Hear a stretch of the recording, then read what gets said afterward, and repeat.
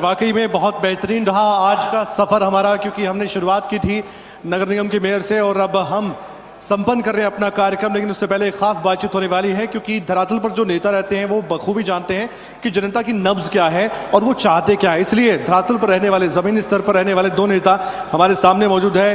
मनोज नासवा जी, शुक्रिया आने के लिए, बहुत बहुत धन्यवाद और आपका स्वागत है। और मनोज जी, आपको कौन नहीं जानता, बल्लभगढ़ में आप सक्रिय रहते हैं, आपका भी बहुत बहुत स्वागत है इस खास कार्यक्रम में। माइक लीजिए, अब सवाल जवाब का सिलसिला हम शुरू करते हैं। सबसे पहले मनोज अग्रवाल जी, कांग्रेस पार्टी से आप आते हैं, बल्लभगढ़ में आपने बहुत काम किए हैं अपने स्तर पर।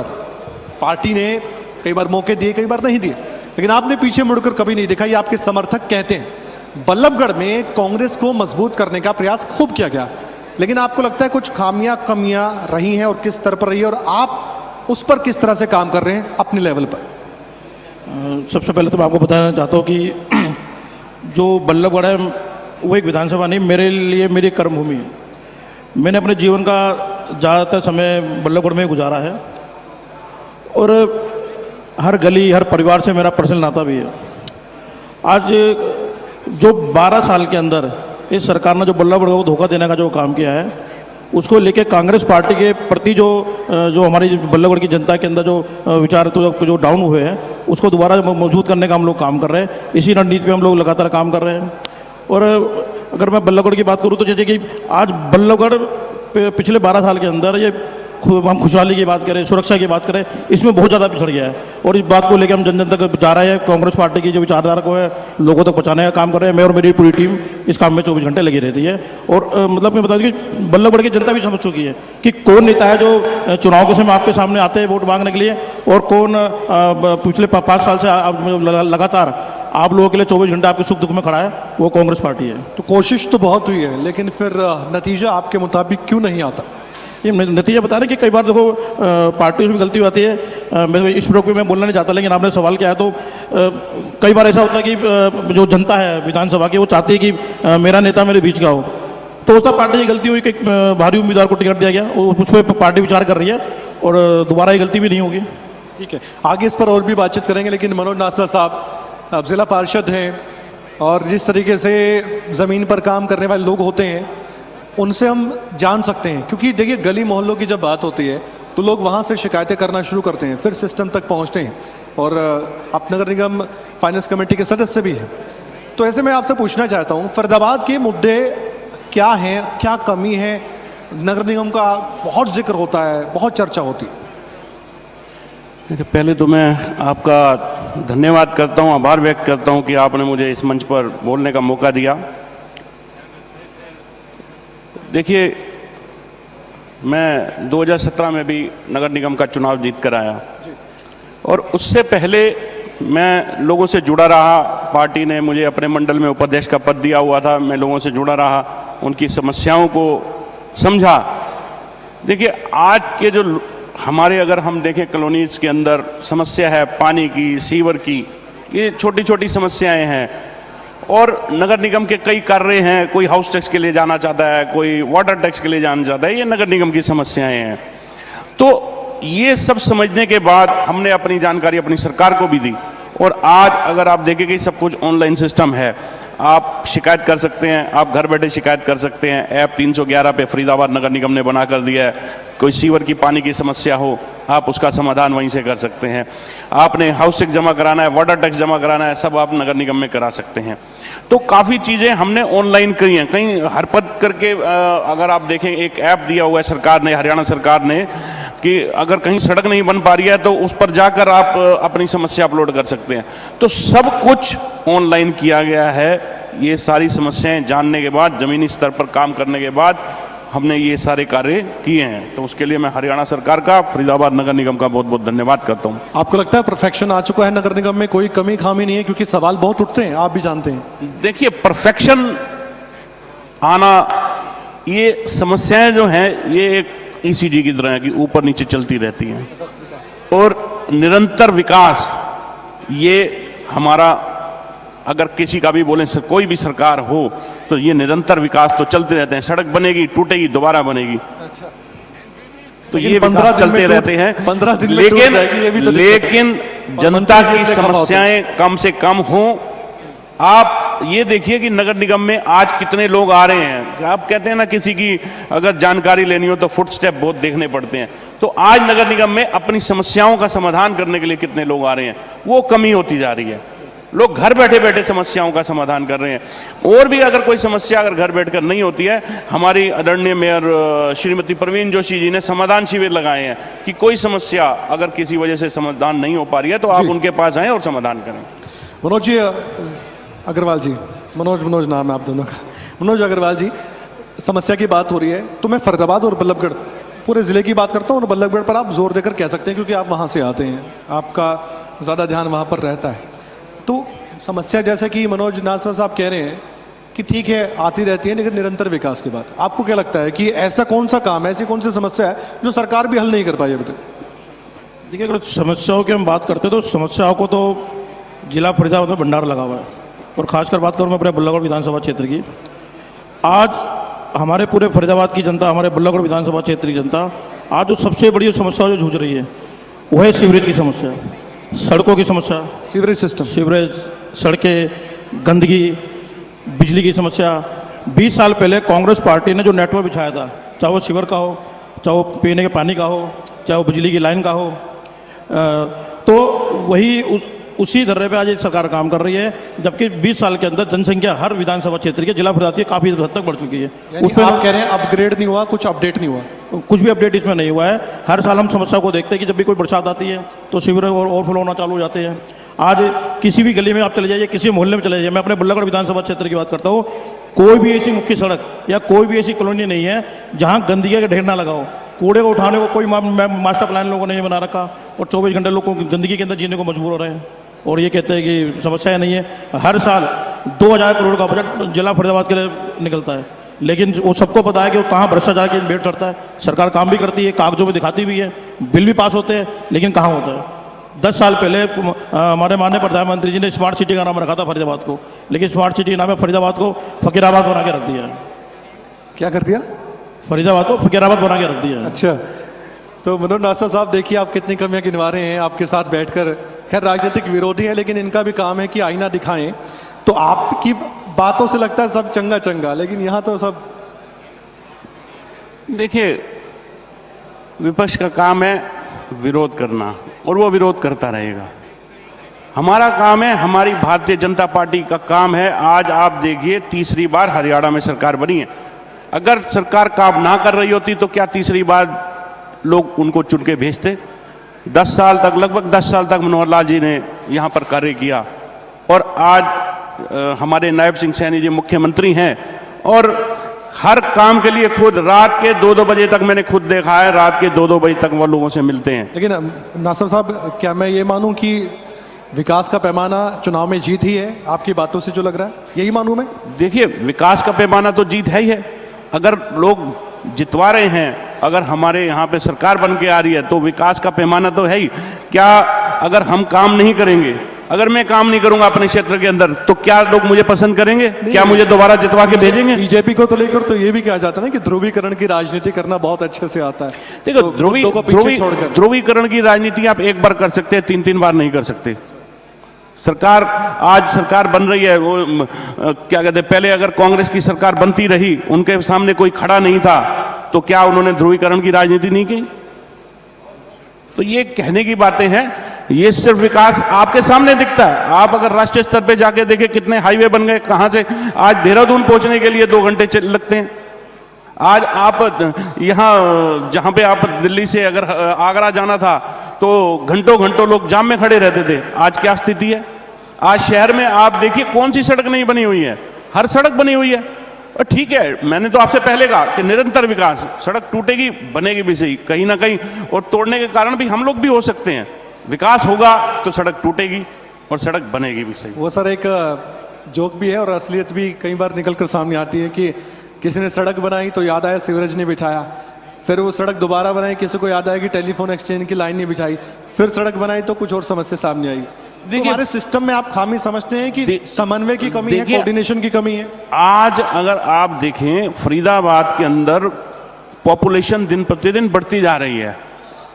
फरीदाबाद आज से 50 साल पहले क्या था, 30 साल पहले क्या था, और आज मनोज अग्रवाल साहब कह रहे हैं 20 साल पहले बढ़िया था, मैं- हमने नेटवर्क जो बनाया उसको भी अपग्रेड नहीं कर पाए। नहीं अपग्रेड कर रहे हैं ना, ऐसा कैसे? अगर आप ये देखिए कि जहां अगर लोग पहले एक मोहल्ले के अंदर 10 परिवार रहते थे, आज 50 परिवार रहते हैं, 100 परिवार रहते हैं, तो अपग्रेडेशन की जरूरत तो है ही है। पॉपुलेशन बढ़ गई है तो अपग्रेडेशन की जरूरत तो है, तो सीवर लाइन भी चेंज होंगी, सड़क भी दोबारा बनेगी। लेकिन आप ये देखिए सिस्टमेटिक काम हो रहा है। सही बात है आपकी, लेकिन अब विपक्ष क्या कहता है, क्योंकि आप फरीदाबाद की बात कर रहे हैं, बल्लभगढ़ की बात कर रहे हैं, मैं हरियाणा सरकार की बात कर लेता हूं आपसे कि हरियाणा सरकार की भी विफलता आपको लगती होगी, और अगर लगती है तो बदलाव क्यों नहीं आया 2014 के बाद 2019 में नहीं आया, 2024 में नहीं आया? जैसा कि नासर साहब कह रहे हैं, ऐसा होता तो फिर जनता आपको सत्ता में लाती। तो आज की तारीख में चुनाव तो बहुत दूर है, लेकिन आपको लगता है कि अब भी उम्मीद है कि बदलाव आएगा या आ रहा है? देखिए, मैं आपको बता देना चाहता हूँ कि इस सरकार ने भ्रष्टाचार का नाम ही विकास रखा है, और 3 बार की सरकार की हम बात करें तो उसी विकास का मुखौटा इन लोगों ने पहन रखा है और जनता को बलगाने का काम करते हैं। आज पूरे प्रदेश के अंदर समस्याओं का अंबार लगा पड़ा है।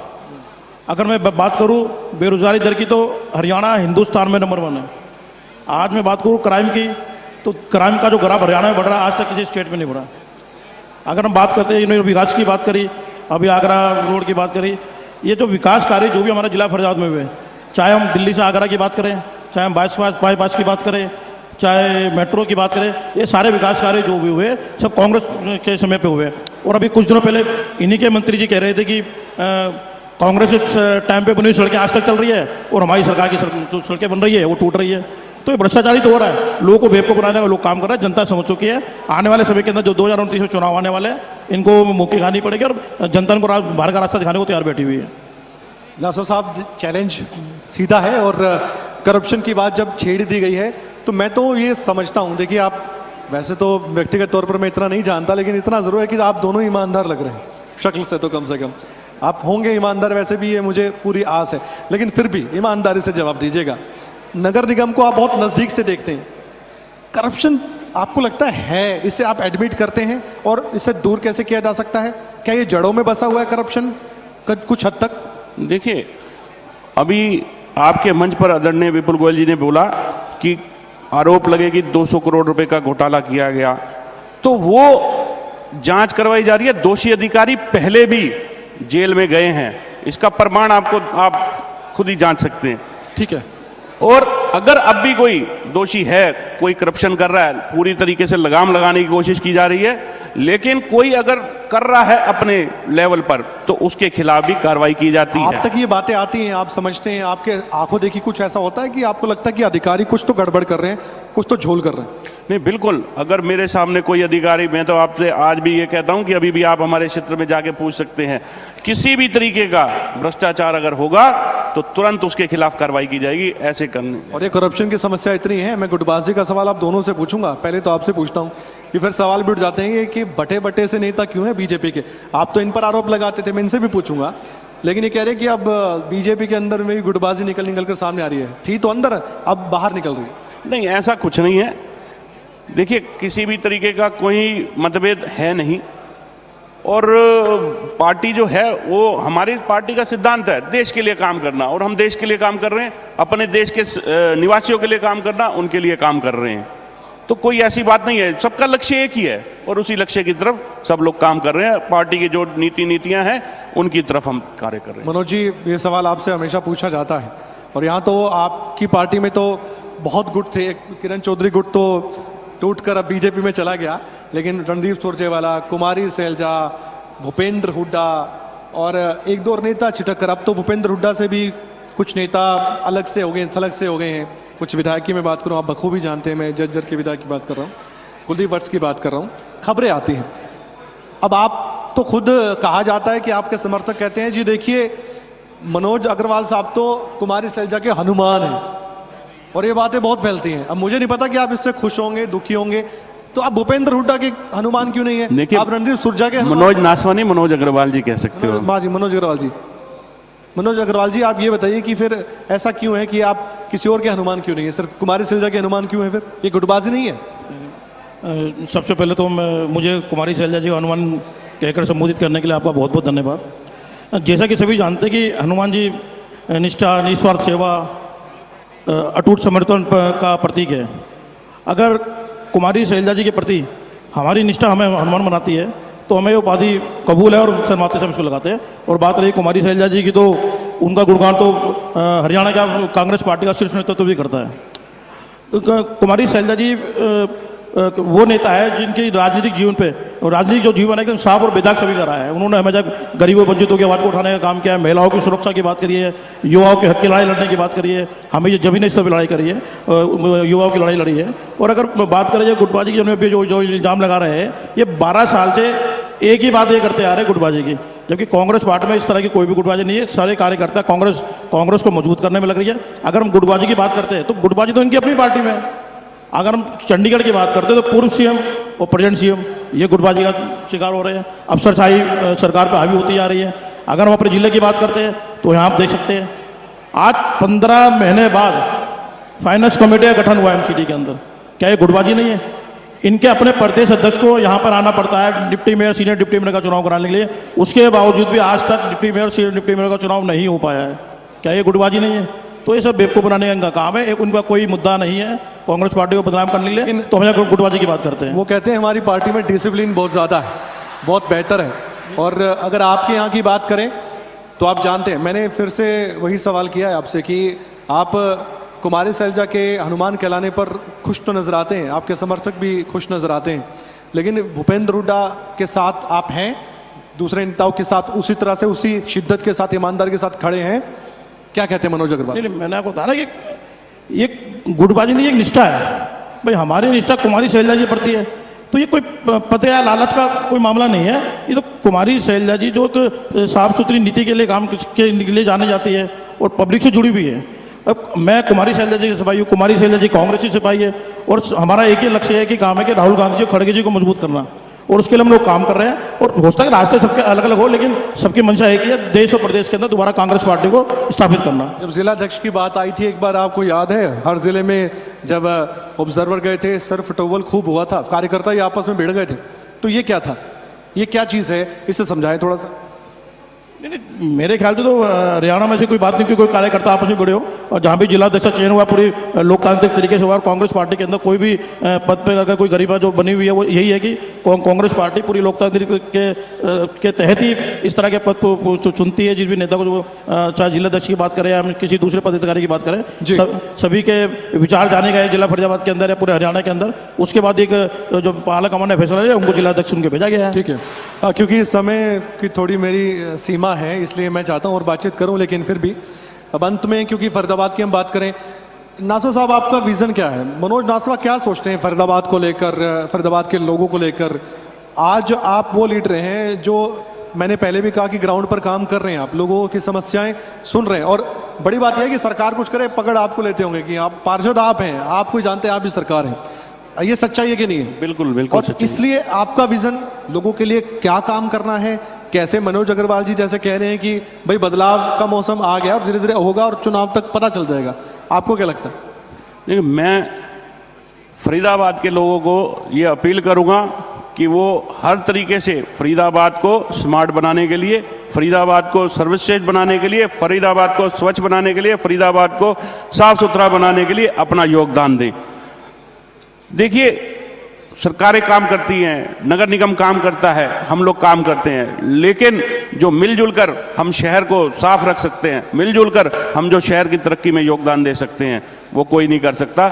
जनता और नेता, इन सब का मेल भाव जरूरी है, मुलाकात जरूरी है, संवाद जरूरी है, और जरूरी है आगे बढ़ना अपने क्षेत्र की तरक्की के लिए। सबसे बड़ी उपलब्धि कम शब्दों में, और सबसे बड़ी खामी जिसे आप दूर करना चाहते हैं, कहते हैं ना कि एक जादू की छड़ी मेरे पास भी होती तो मैं ये कर देता, तो मनोज नासवा साहब क्या करते हैं? एक कमी बताइए जिसे आप दूर करना चाहते हैं, और एक बड़ी उपलब्धि जो आपकी सरकार में, नगर निगम में रहते हुए हुई हो। देखिए, मैं जो कमी दूर करना चाहता हूं वो ये कि सब लोग मिलकर काम करें। वो कमी हमारे क्षेत्र में है, हम मेरे अंदर, मैं कहता हूं मेरे अंदर या मेरे क्षेत्र के निवासियों के अंदर मिलकर जो हम काम करना चाहते हैं, हम उस कमी को दूर करना चाहते हैं, और अगर वो कमी दूर कर लेंगे तो हम फरीदाबाद को सर्वश्रेष्ठ बना सकते हैं। जी, नागर साहब, कृष्णपाल गुर्जर साहब की बात तो नहीं कर नहीं देखिए, ये हमारे, मैं अपने क्षेत्र की बात कर रहा हूँ कि अपने क्षेत्र में मैंने आप भी बोला कि मिलजुल कर जो हम काम कर सकते हैं, बिल्कुल ठीक। अकेले नहीं कर सकते। आपने सुना भी होगा कि एक उंगली कुछ नहीं कर सकती, मुट्ठी बहुत कुछ कर सकती है। तो मैं अपने क्षेत्र के सभी लोगों से बोलूंगा कि इकट्ठे मिलकर हम अपने क्षेत्र को आगे बढ़ाएं। और एक उपलब्धि भी बता दीजिए फिर जाते जाते, फरीदाबाद की जो आपने अभी तक देखी हो आपकी सरकार में, आपके नेतृत्व में या आपके खुद के स्थान देखिए, पर। मैं अभी फाइनेंस कमेटी में तो अभी जुड़ा हूं और मैं कोशिश करूंगा कि सब लोग मिलकर काम करें, अधिकारियों के साथ जो गलत काम कर रहा है उसको रोकें, किसी भी तरीके का कोई गलत काम ना हो। और अपने क्षेत्र के लिए जो मैं कर रहा हूं वो ये है कि अपने क्षेत्र को साफ सुथरा और एक विकसित तरीके से वार्ड को एडजस्ट करने की कोशिश करूंगा। मनोज अग्रवाल जी, अगर ये होता तो वो होता तो ये होता, ये बात बहुत होती है। लेकिन मान लीजिए आप ही होते विधायक, आप बहुत शिकायतें कर रहे हैं, मान लीजिए आप विधायक ही होते या इन फ्यूचर आपको कुछ मौका भी मिले, तो फिर आप कैसे चेंज करते बल्लभगढ़ को या फरीदाबाद को? मैं आपसे पूछ लूँ, आपका विजन क्या है? क्योंकि हम तो चाहते हैं ना कि कोई सजेशन हो, कोई राय हो, किसी की भी सजेशन और किसी की भी राय काम आ सकती है। और ये बात फरीदाबाद के लोगों की है और हरियाणा के प्रोग्रेस और फरीदाबाद के प्रोग्रेस की। अंत में क्या कहना चाहेंगे? कांग्रेस पार्टी जब भी सरकार में रही, चाहे वो किसी स्टेट की बात हो या सेंटर की बात हो, हमेशा उसका विजन रहा किसी भी काम को करने का, और उस काम को सरकार ने किया भी। अगर हम हरियाणा की बात करें, 10 साल कांग्रेस पार्टी सरकार रही, तो कांग्रेस पार्टी ने काम करके दिखाया, नई नई परियोजनाओं पे काम करा, किसी तरह का कोई भ्रष्टाचार नहीं हुआ, कोई नेता या कोई अधिकारी किसी भ्रष्टाचार में लुप्त नहीं पाया गया। अगर इन 12 सालों की हम बात करते हैं तो हर जगह ये भ्रष्टाचार में लुप्त पाए जा रहे हैं। इनके अपने नेता, इनके अपने मंत्री बोलते हैं हमारे एमसीडी के अंदर घोर भ्रष्टाचार घुसा हुआ है, भ्रष्टाचार की सारी प्रकोष्ठें पार कर चुके हैं लोग। तो कांग्रेस पार्टी की बात करें और मैं अपनी बात करता हूँ, कल को हमें मौका मिलता है तो सबसे बड़ी जो चीज़ है, नेताओं को, ये इस पार्टी के नेताओं को अपनी जेब गर्म करने की बजाय एमसीडी पे ध्यान देना चाहिए। करोड़ों रुपए का बजट आज फरीदाबाद में आता है। गुड़गांव के बाद सबसे ज़्यादा टैक्स देने वाला कोई अगर जिला है तो वो फरीदाबाद है। जो पैसा जनता के टैक्स से आता है वो जनता के लिए लगाना चाहिए। इस पर अगर सरकार ध्यान देगी, इसके लिए काम करेगी, तो जरूर बदलाव आएगा और फरीदाबाद जरूर स्मार्ट सिटी बनेगा। आप दोनों का बेहद शुक्रिया। मनोज नासवा जी, मनोज अग्रवाल जी, मनोज वर्सेस मनोज यहाँ पर था, लेकिन एक अच्छी चर्चा हमने की है, आप दोनों ने की है, क्योंकि अल्टीमेटली कहते हैं ना कि अंत में आप सोच तो फरीदाबाद के लिए रहे हैं, राजनीतिक विरोधी बेशक एक दूसरे को, लेकिन हम यही चाहते हैं कि आप दोनों ही मिलकर या सभी मिलकर फरीदाबाद के लिए, हरियाणा के प्रोग्रेस के लिए, देश की प्रोग्रेस के लिए काम करें। आप दोनों को बधाई और दोनों को शुभकामनाएं आने वाले वक्त के लिए कि आप यूं ही लोगों के बीच जाकर उनके भलाई के काम करते रहे। बहुत बहुत धन्यवाद आप दोनों का। धन्यवाद, बहुत बहुत शुक्रिया। धन्यवाद आपको और आपके दर्शकों को अपनी तरफ से और अपनी पार्टी की तरफ से बहुत बहुत धन्यवाद करता हूँ। जय कांग्रेस, जय हरियाणा। शुक्रिया, बहुत शुक्रिया आपका मनोज अग्रवाल जी और मनोज नासवा साहब। गुजारिश है कि चंद लम्हे और गुजारें आप स्टेज पर। और मेरी गुजारिश हमारे इनपुट हेड कमल कौशिक जी से भी है कि खबरें अभी तक के इस मंच पर हमारी टीम की जानिब से मोमेंटो देकर उन्हें एजाज से नवाजें, उन्हें सम्मानित करें। हमारे दोनों खास मेहमान, बहुत शुक्रिया आप दोनों का, आप यहाँ तशरीफ लेकर आए और हमारे इस खास कार्यक्रम का हिस्सा बने।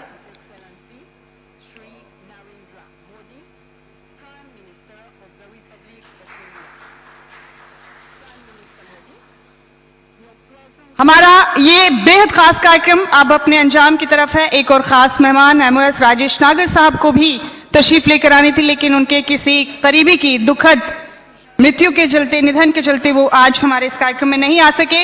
इसी के साथ हम आपसे विदा लेते हैं खबरें अभी तक के इस मंच से। मैं शुक्रिया अदा करूंगी अपने सभी खास मेहमानों का, अपने स्पॉन्सर्स का, जिन्होंने आज के हमारे पूरे दिन को बेहद खूबसूरत बनाया। हमारे knowledge partner MMDU deemed to be university, venue partner summer grand, level up your celebrations in association with RPS Group, building futuristic infrastructure, Advitya Group, Metro Group of Hospitals, Healthcare and Education, Marengo Asia Hospitals, Human by Practice, Navraj, Make It Big, Bhumika Reality, Curating Spaces, Touching Lives, Raval Educational Society, Santosh, Caring Health, Multispeciality Hospitals, ILSS, Institute of Laser and Stone Surgery, यथार्थ super speciality hospitals, get better और special achievers. इसी के साथ मैं शुक्रिया अदा करूंगी खबरें अभी तक की पूरी टीम का भी, अपने तमाम साथियों का, हमारे सभी विभागों का, उनके HODs का, हमारा आउटपुट इनपुट, हमारे वीडियो एडिटर्स, हमारी सोशल मीडिया टीम, हमारे पायलट्स, हमारे मेकअप आर्टिस्ट, हमारा एमसीआर, हमारा पीसीआर, हमारी पूरी टेक्निकल टीम और हमारे ऑफिस स्टाफ के तमाम मेंबरान जिनकी कोशिशों और काविशों से आज का ये खास कार्यक्रम मंजर आम पर आया है। आपसे विदा लेते हैं इस वादे के साथ कि खबरें अभी तक का ये काफिला हरियाणा प्रोग्रेस पंचायत 2026 जल्द किसी और जगह पर आपसे मुलाकात के लिए पहुंचेगा। आपसे विदा फिलहाल खबरें अभी तक की टीम को सलाम पेश करते हुए इन अल्फाज के साथ कि खबर में खूब रखता हूं, मुझे आसान मत समझो। खबर में खूब रखता हूं, मुझे आसान मत समझो। मेरी आंखें वहां भी हैं जिधर नजर पहुंचती नहीं है। बहुत बहुत शुक्रिया आप सभी का। अगली बार किसी और जगह पर आपसे मुलाकात होगी हरियाणा प्रोग्रेस पंचायत 2026 के तहत। तब तक के लिए अपना ख्याल रखिए, खुश रहिए, आबाद रहिए। जय हिंद, जय भारत।